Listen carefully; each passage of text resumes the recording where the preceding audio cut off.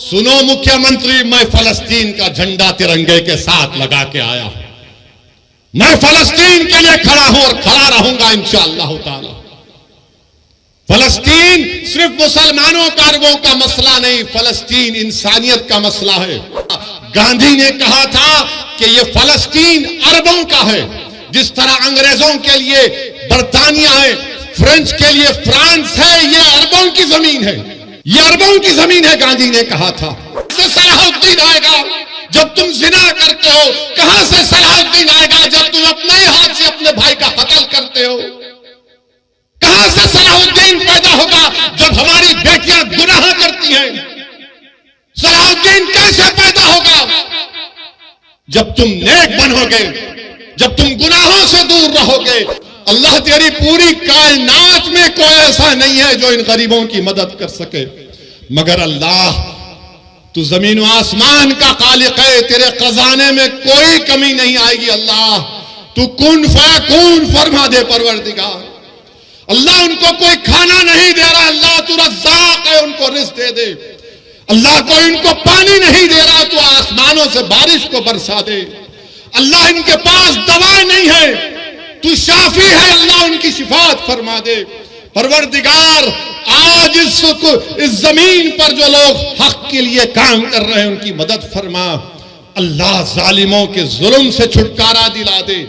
अल्लाह तशद्दुद को खत्म कर दे। हमारी अल्लाह से दुआ है कि अल्लाह नबी करीम सल्लल्लाहु अलैहि वसल्लम के सदक़े तोफ़ैल में फलस्तीनियों की मदद फरमा। अल्लाह उस इलाके को अमन का गहवारा बना दे।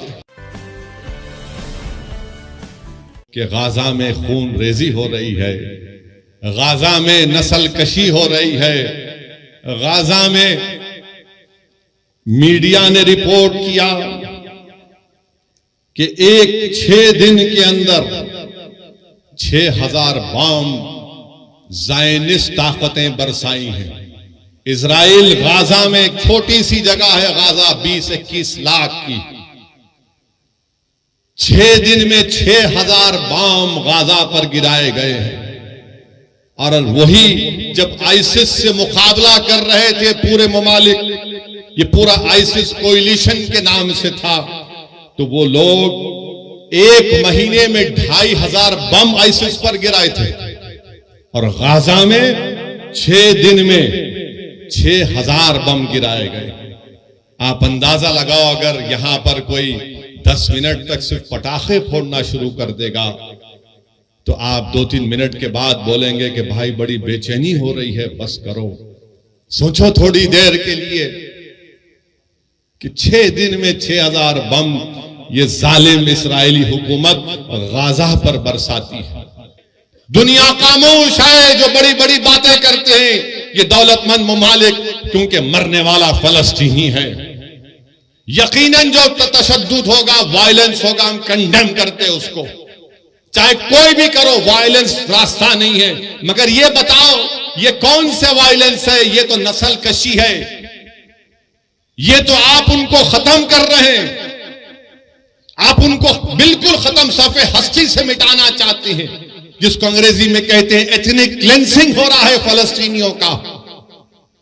मैं बताना चाहूंगा आपको कि 2016 साल से गाजा में महासिरा है। 16 साल से कोई बाहर जाना है तो उसको परमिशन, कोई अंदर आना है तो उसको इजाजत लेना पड़ता है।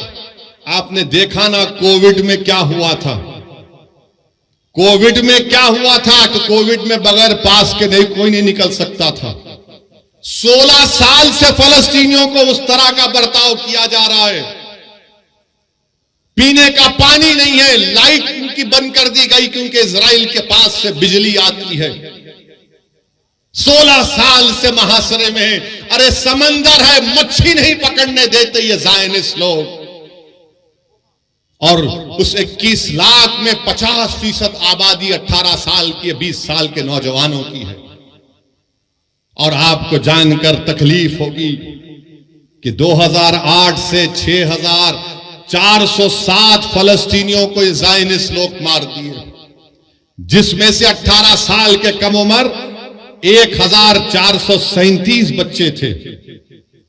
और अब इजराइल एक फास्फोरस चीज आती उसका बम गिरा रहा है, यानी जब वो गिरता है तो बिल्डिंग को पिघला देता है, अगर जिस्म पर गिरता है तो चमड़ी से हड्डी को गला देता है। यह जुल्म गाजा के लोगों पर किया जा रहा है और अमेरिका, बर्तानिया, ये यूरोप, ये फ्रांस जब बड़ी बड़ी बातें करते हैं, आज गूंगे बनकर बैठे कि मासूम लोगों को, अरे 80 साल से लड़ रहे हैं अपनी फलस्तीन और मस्जिद अक्सा और बैतुल मुकद्दस के लिए। मेरे अजीज दोस्तों और बुजुर्गों, ये बात कहना जरूरी था, इसलिए जरूरी है कि अगर गाजा का नाम आए, फलस्तीन का नाम आए, मस्जिद अक्सा का नाम आए, बैतुल मुकद्दस का नाम आए और तुम्हारे और हमारे दिलों में हरारत ईमानी पैदा नहीं हुए तो फिर तुम इंसान कहलाने के लायक नहीं हो। अगर हम इनकी मदद नहीं कर सकते, हम दूर हैं, मगर जज्बात से कर सकते हैं और करना चाहिए। अगर जज्बात भी नहीं है तो मुस्लिम शरीफ की हदीस है कि आका ने फरमाया कि तुम मुनाफिक हो। अल्लाह के रसूल सल्लल्लाहु अलैहि वसल्लम ने फरमाया कि तुम मुनाफिक हो। वो अंबियाओं की बैशत की सरजमीन है। हजरत दाऊद अलैहिस्सलाम, सुलेमान और ईसा अलैहिस्सलाम की बैशत की सरजमीन है। हजरत इब्राहिम अलैहिस्सलाम की खबर, हजरत मूसा अलैहिस्सलाम की खबर वहां पर है। मेरे अजीज दोस्तों और बुजुर्गों, काबतुल्लाह को तूफान नूह के बाद अल्लाह के हुक्म पर हजरत इब्राहिम अलैहिस्सलाम ने काबतुल्लाह को बनाया और 40 साल के बाद अल्लाह के हुक्म के बाद मस्जिद अक्सा को हजरत सुलेमान अलैहिस्सलाम ने बनाया।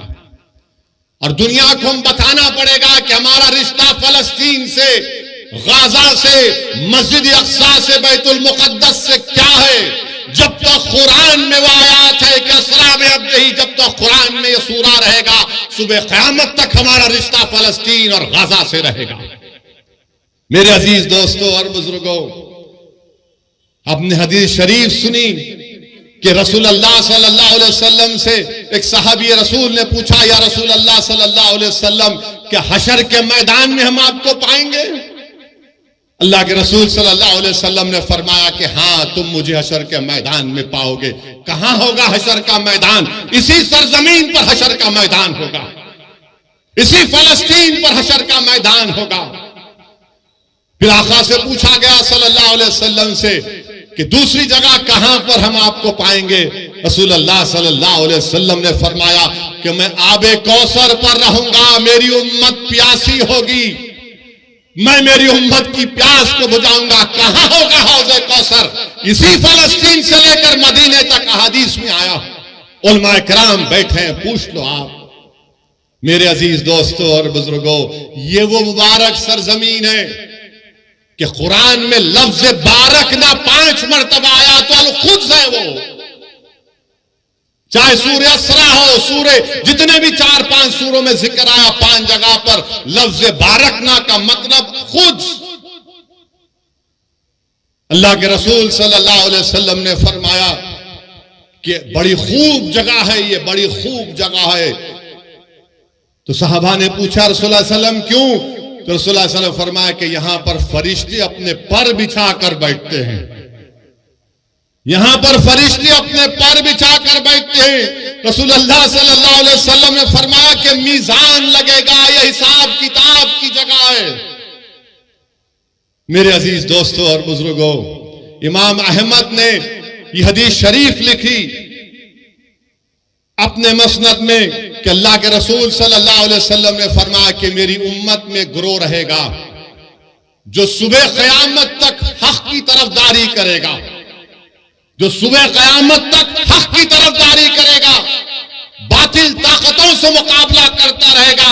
उनके पास दौलत नहीं होगी मगर हक की तरफदारी करते रहेंगे कि क़यामत भी आ जाएगी। तो सहाबा इकराम ने पूछा, है रसूल अल्लाह वो कौन सी जगह होगी? तो आक़ाए दो आलम सल्लल्लाहु अलैहि वसल्लम ने फरमाया अल-कुद्स, अल-कुद्स, अल-कुद्स। मेरे अजीज दोस्तों और बुजुर्गों, इसीलिए हमको अपने सीनों में गाजा के अवाम की तकलीफ को महसूस करनी चाहिए। वो जो 500 बच्चे मरे, तकलीफ को महसूस करो, वो तुम्हारी औलाद तो नहीं है।